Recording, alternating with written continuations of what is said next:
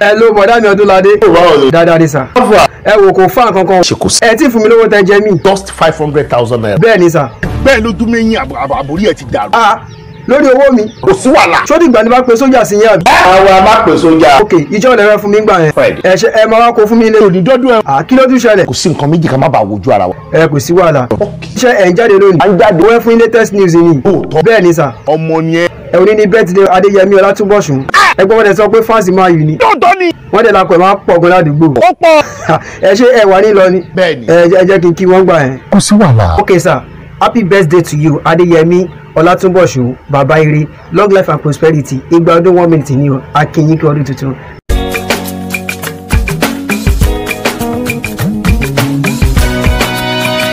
Oh yeah, now. It's a beautiful. Let's stay up all night.